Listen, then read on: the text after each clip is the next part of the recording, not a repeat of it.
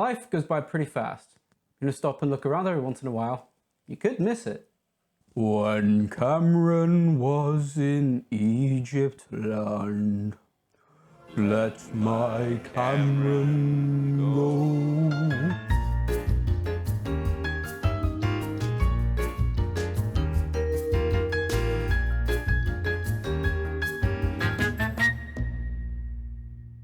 Holy crap, I love Ferris Bueller's Day Off. It is nothing but pure life-affirming joy and is outrageously hilarious the whole way through. It's one of John Hughes' best movies, and it does one of the things which he does absolutely best, which is make you feel nostalgia for a time which you never even really lived in.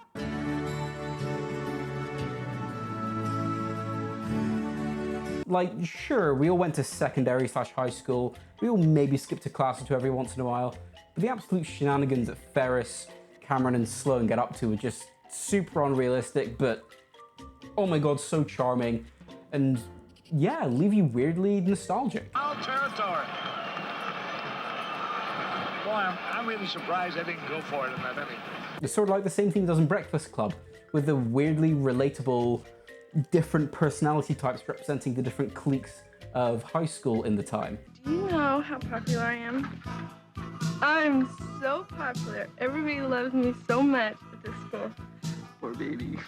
In fact, if you haven't seen Ferris Bueller's Day Off, go and watch that movie now. Well, make this cocktail first, then go watch the movie. And then come back here and watch the video again. I need views, guys. There's a classic scene early on in the movie. Well, all the scenes in the movie are classics. But a particularly classic one where Ferris has just convinced his naive and doting parents that he's far too sick to go to school today. No, you get better, Pumpkin.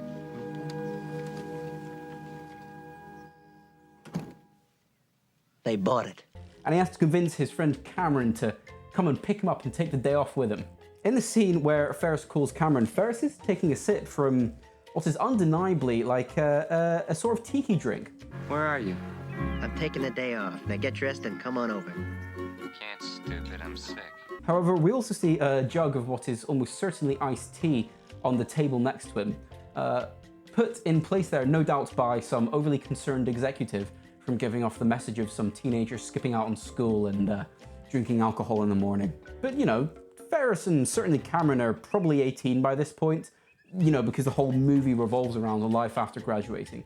So being from the UK, 18-year-olds drinking is no issue to me. So I'm just gonna disregard the jug of iced tea next to him because, well, otherwise I have no video. And consider for just a moment, would it not be completely within Ferris's character to just start pulling ingredients out of random from the cupboard and mixing them into a cheeky little, maybe slightly alcoholic beverage before taking a day skiving off to school? You get to school. Wait. I think it probably would be. So, assuming it's a cocktail, I can really just imagine, yeah, Ferris pulling stuff out of his parents' cupboards, seemingly at random, probably trying to recreate, imagine, a Pina Colada. And it's probably also going to end up quite sweet. I also quite simply wanted to just make a poolside cocktail called The Day Off, after I rewatched the movie for the 10 billionth time the other week. But I also considered that this is an 80s film, and what were people drinking back then? Well, a crap ton of blender drinks to be sure, full of random juices and certainly no premium spirits inside. No, a hell of a lot of pina coladas, and also through my research by asking my parents what they were drinking in the 80s, a hell of a lot of peach schnapps, apparently. All of that being said, I've thrown all of my ideas together and I've ended up with this awesome blender drink that I call The Day Off. And what were beach poolside drinks made with in the 80s? Well, it's obviously going to be Bacardi White, isn't it? We're going to start off with 1.5 ounces of Bacardi Carta Blanca.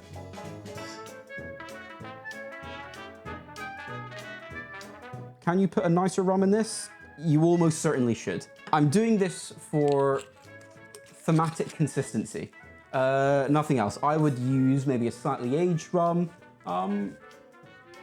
Just a decent white rum, maybe a little bit, nothing with too much age. No, I would stay away from like a Jamaican rum or anything with too much funk on it, or something mellow, something full-bodied would go as equally as good in this. We're going to need 1/2 ounce of our peach liqueur. You got to remember, This is the 80s. Everything's got to taste like peach.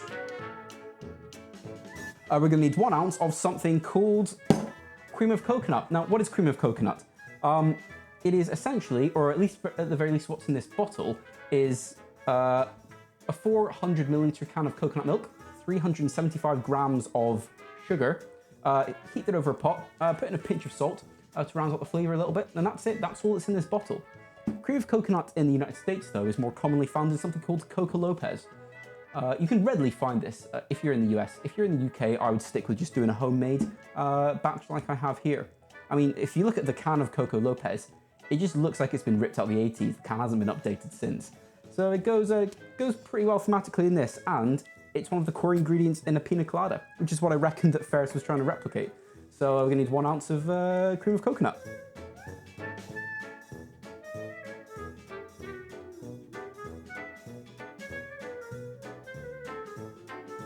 We're going to need 1 ounce of fresh squeezed orange juice. Now, can you, nay, should you use just orange juice out of a carton from your fridge? Thematically, sure, it could work, but I want to go fresh just because I can in the moment. And Ferris's family, pretty affluent, upper middle class family. He's probably got fresh squeezed orange juice in his fridge, or, you know, would do it off the cuff. Why not? I don't think that would be too far wrong here.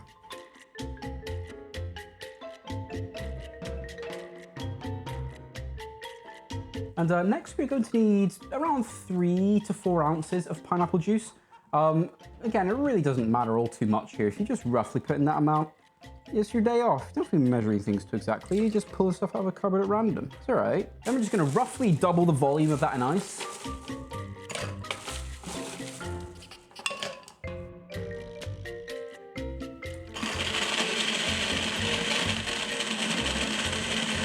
We'll let this baby run for a bit. So she gets all that ice nice and chewed up. And then I've got my awesome looking tiki mug, my Easter Island tiki mug. I think looks, you know, not totally close to one on the scene.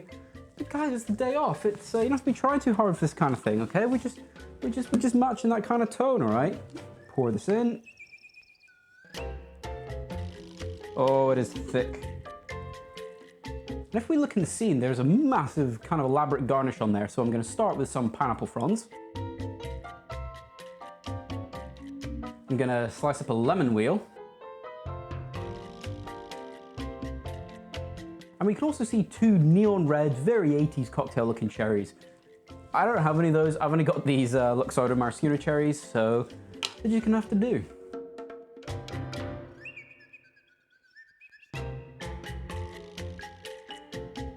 We're going to stick a straw in this. And there you have it, guys. It's the day off. And what a beautiful looking cocktail it is as well. I'm really happy with the way this looks. So why don't we see how it tastes?